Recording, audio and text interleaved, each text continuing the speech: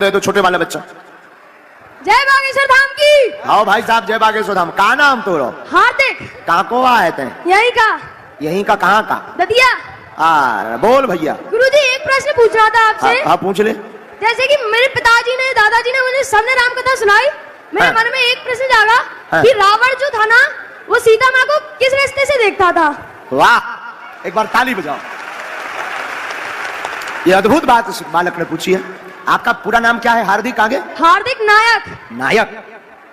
रावण मां जानकी जी को अपनी पुत्री की नजर से देखता था, ऐसे अनेक ग्रंथों में हमने पढ़ा है। इसका जवाब की कथा पूरी हम कल सुनाएंगे तुम्हें।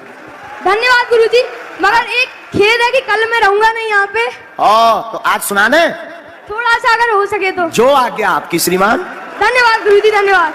जो आपकी आज्ञा। रावण मां जानकी जी को पुत्री रूप में देखता था, क्योंकि दरअसल मां जानकी जी रावण की ही पुत्री हैं। पूछिए कैसे? रावण यज्ञ करता था, आदि आदि बलियां देता था, तो एक घड़े में खून को भर करके रख देता था। लेकिन किसी संत ने बताया कि ये जो खून का घड़ा है, अगर ये लंका में रहेगा तो अकाल पड़ जाएगा, जहां भी रहेगा अकाल पड़ जाएगा। तो रावण उस घड़े को महाराज जनक जी की नगरी में जाकर के, एक खेत में जाकर के उस घड़े को गाड़ दिया। चूंकि वह रावण के ही खून बार बार बलि देने के विधान का खून था उस घड़े में, और रावण गाड़ करके चला आया। कालांतर में जनकपुरी में जब सूखा पड़ा तो महाराज जनक ने अपनी पत्नी के साथ में हल चलाया। उस हल में वह घड़ा जो घट था वो फंस गया, और उससे वह कन्या प्रकट हुई, और जो कन्या प्रकट हुई उनका नाम वैदेही श्री जानकी मां जान सीता जी पड़ा।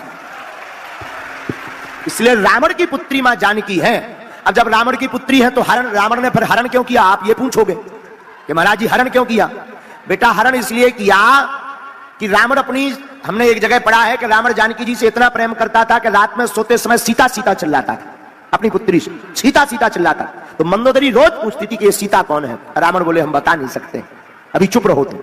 और कालांतर में जब रावण को खबर लगी कि हमारी बेटी का विवाह राम जी के साथ हो गया, रावण बड़ा प्रसन्न हुआ।